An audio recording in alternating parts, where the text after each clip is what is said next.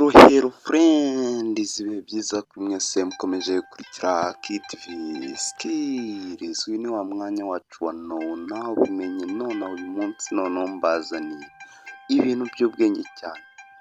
Ni top 5 abantu batanu bafite ibice mudasanzwe muzi muri benshi, cyangwa se bya bice nyine ubona hake ubona ukabona biragutunguye. Uyu munsi nibyo nabazaniye, urumva ko iyi ari imwe muri ya video utagomba gucikwa, guhera ku bafite amazuru maremare, amaso manini, mbega utari usanzwe ubona. Twagiye duhera kuri Ayana Williams, umunyamerikakazi ufite inzara ndende kurusha iz'abandi bose kuri iyi si ya rurema. Gusa izi nzara ze zaje gucibwa, leta ya Amerika izishyira mu nzu ndangamurage ya Amerika. Niwe muntu dusanga ku mwanya wacu wa gatanu kuri uru rutonde.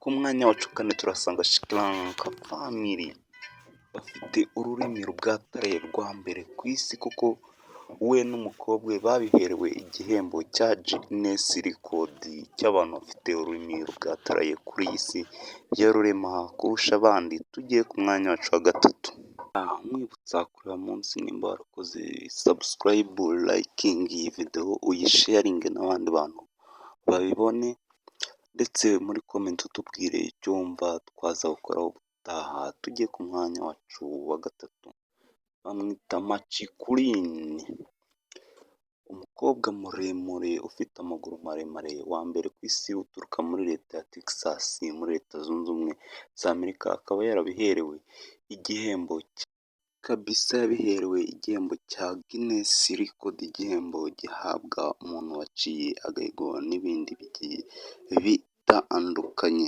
Ku mwanya wacu wa kabiri turasanga Tengteng, ku mwana ufite umutwe usongose kabisa, utari muto habe na gato, ku maso manini yenda kuvamo, ku mutwe umeze uri mu ishusho y'imbwa rwose.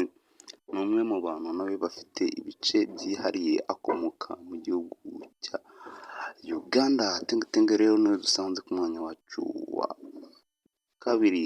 Kora subscribe umunsi, like, share ndetse na comment, tuzi tujya ku mwanya wacu wa mbere. Ese urakeka ari nde?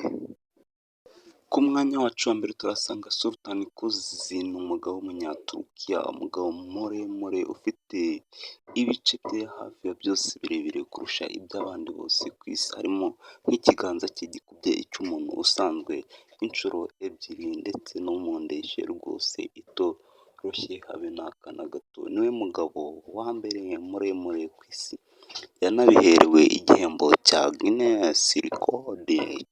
Nshimira wowe wafashe umwanya wawe ukadukurikira, ukaba urangije iyi video. Ukora subscribe umunsi, mwari muri kumwe na Ismail King Bruce GG, naho muri video bitaha munyandikira muri comment mumbwira ati uzadukorere no kuri iki. Ciao ciao, ndabakunda cyane, Imana ibarinde.